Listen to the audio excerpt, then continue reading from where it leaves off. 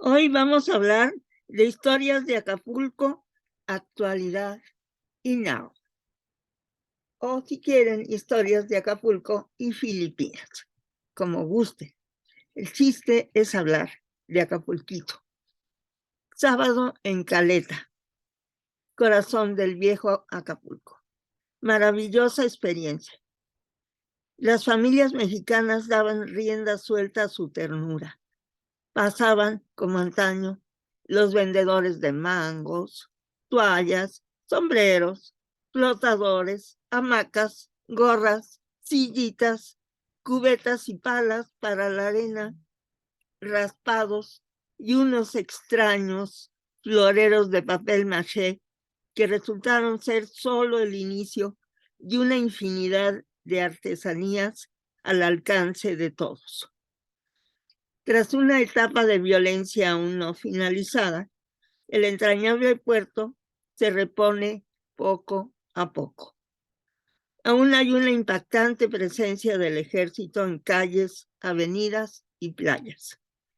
La demografía habla por sí sola.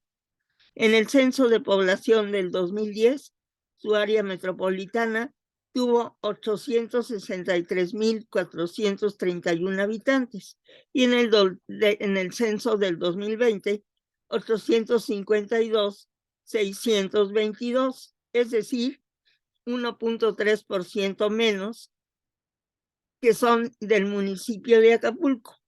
El de Coyuca de Benítez, que es con el que se hace la zona metropolitana, solo disminuyó 0.3%. En La Palapa, viendo al mar, recordé a don Arnulfo, el chef de Banamex, quien cuando mis hijos eran bebés me dio un consejo: deles de comer solo cosas que están recién hechas y se nota si están recalentadas: huevos, pescado, carne. En las salsas puede haber bacterias. No les dé y listo. Nunca se enfermaron. Era la primera de varias veces que me mandaron a hacer estudios sociológicos a la playa. Banamex influyó definitivamente en la actividad turística nacional en las décadas de los 70 y los 80. Don Pablo Macedo fue una pieza clave del proceso. Para solo mencionar dos plazas, Cancún e Ixtapa deberían hacerle un homenaje, un monumento o al menos pero una placa con su nombre. Hoy la notable contribución del banco está borrada de la historia. Tras los tumbos de la banca, las cadenas del Camino Real, Radisson y Calinda siguieron su propia historia, su propio ritmo. Este es el Camino Real de Cancún, este es el de Ixtapa, en esos tiempos. Ya ni se llaman así. Con el recuerdo de don Pablo, llegaron los del ingeniero Alfonso Covarrubias, Poncho, quien arribó a Banamex proveniente de Fonatur, con la gran experiencia de haber dirigido la construcción de la infraestructura de Cancún, y del pragmático e inteligente licenciado Alfredo Ballí, gran conocedor del sector, único sobreviviente de un grupo que tuvo grandes personajes, además de los ya mencionados. Acapulco fue la gran escuela de los trabajadores turísticos. Ninguno iba a Ixtapa, Cancún, Huatulco, Vallarta y hasta Los Cabos sin pasar antes por el puerto. Acapulco habrá ido una docena de veces, todas en el siglo pasado. La última a un congreso con mi hermana y mi mamá fueron homenajeadas.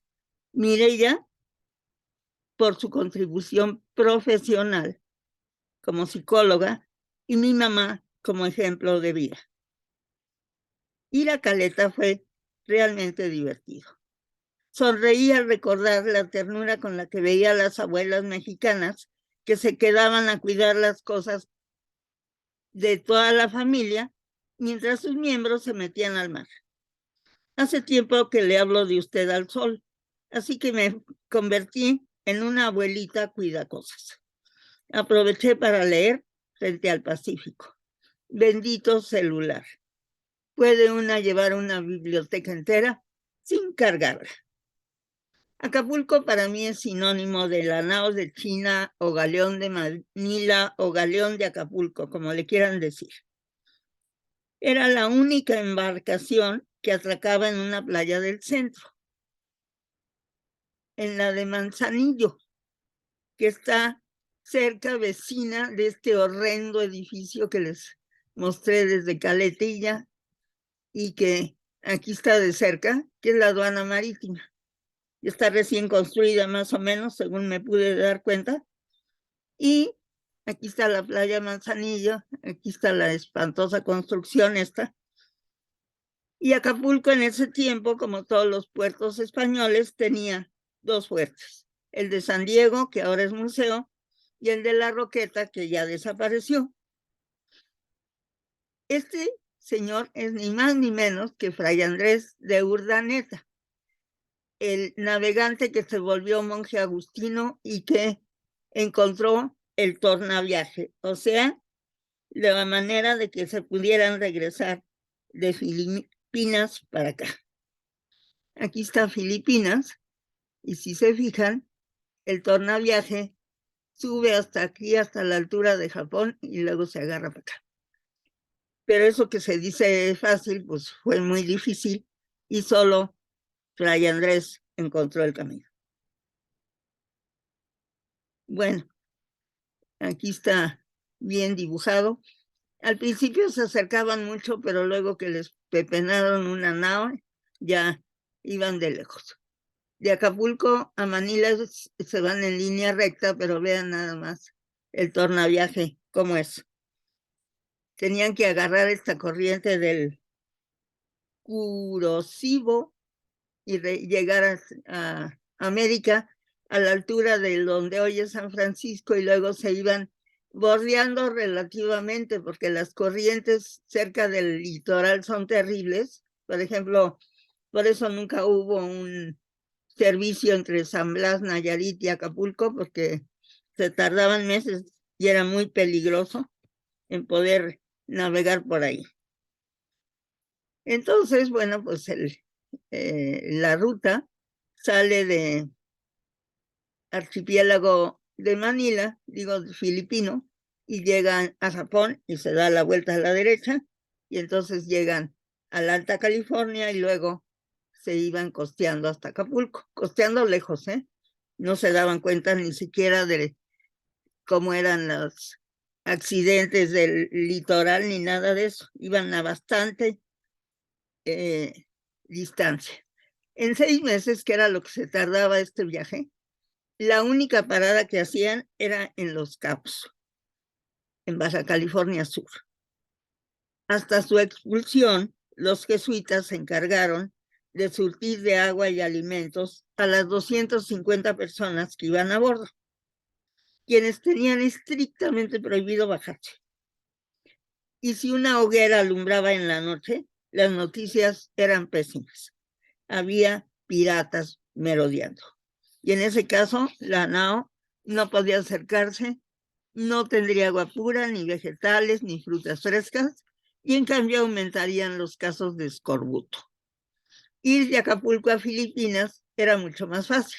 Como les digo, aquí está en línea recta. La nao zarpaba en marzo o abril y atracaba en el fondeadero filipino hacia junio o julio, previa escala en Guam, y hay la teoría de que a lo mejor también conocían Hawái y paraban ahí, pero como no eran afectos a comunicar lo que hacían, entonces no hay seguridad histórica que haya sido así. De regreso, digamos, de Acapulco a Manila, la nao iba cargada con monedas y lingotes de plata, cochinilla, cacao, café, chiles, jabones, piezas de cuero, jamones y vinos, muchos de los cuales pues venían de España. Cuando la nao atracaba en Acapulco, se celebraba la feria que Humboldt dijo que era la más famosa del mundo. A ella acudían poderosos comerciantes novohispanos que surtirían de productos a ciudades y haciendas en todo el territorio de la Nueva España, y también iban sus homólogos peruanos. Gran parte de la mercancía estaba encargada y pagada. Los productos eran variados y exóticos. Aquí vemos en esta representación el timbor, los platos, aquí un cofre, en fin, llevaban a granel piedras finas, joyería de super primera, especias, porcelanas, marfiles, lacas, peines, rejas, alfombras, ornamentos y lámparas, para mencionar algunas de las muchas cosas que llevaban. Bueno, después de la feria, era momento de llevar la mercancía a donde estaban los clientes. Y se hacía en recuas, generalmente de mulas o mezcla de mulas y burros con alguno que otro caballo. Era un camino muy complicado. Las rutas principales eran dos: la que iba a la Ciudad de México y la que iba a Sevilla. La primera iba a Acapulco, Chilpancingo, Taxco, Cuernavaca, y llegaba a la ciudad. La de España iba a Acapulco, Izúcar de Matamoros, Atlisco, Puebla, Veracruz, Océano Atlántico y Sevilla. Misma ciudad que fue sustituida por Cádiz desde el siglo XVIII. Aquí ven, las montañas de México no son fáciles, y entonces pues les costaba trabajo. En todos lados era como se movían, obviamente. Encontré este cuadro, que estos del Vamos Bable es una página padre, y siempre que he tomado información de ahí ha resultado cierta, así que no tengo ninguna razón para pensar que no lo sea esta. Me pareció muy importante porque nunca había tenido idea de cuántas mulas iban en las recuas. Entonces, en 1800, quién sabe cuánto, hubo 70,000 mulas ocupadas en el comercio de Veracruz. En 1805, 50,000 que transportó Veracruz, México y Acapulco, y fueron conducidas por cerca de 7,500 arrieros, o sea que más o menos un arriero cuidaba 6 o 7 mulas. Y luego en 1807, 125,129 que fueron de Veracruz para el interior de la Nueva España. Y ese mismo año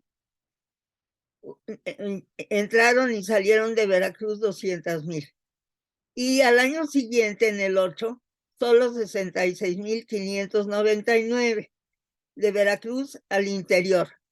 Miren, realmente no sé ni las bases del cuadro, ni si esto significa que ya le había pegado la invasión de Napoleón a España, pero sí es muy significativa la baja, digamos, porque la economía se cayó en caída libre cuando pasó eso. Bueno, el camino era muy complicado. Estos cuadros son del siglo XIX, pero están copiando unos que hizo un neerlandés que se llamó Adrian Booth, y un día les voy a contar su poca historia. Es una tragedia porque era un gran ingeniero. Él hizo el fuerte de San Diego y se supone que dibujó la bahía de Acapulco. Entonces Playa Manzanillos está aquí iría la nao de China, porque los otros barcos entraban en un canal, pero esta sí quedaba en la población, y esta es Veracruz. Entonces estos son los extremos en los que iba el comercio, y pasando por la Ciudad de México, obviamente. Tanto el río Papagayo ahora como el de la Antigua tienen una parte de ecoturismo que son rápidos y demás. Ahora imagínense en recuas del siglo XVI o XVII o XVIII, cruzarlo lo difícil que era. Entonces el primer obstáculo era para todos el río Papagayo, y ya una vez que pasaban, pues ya lo hacían. En enero, en la Ciudad de México, había una feria de reyes.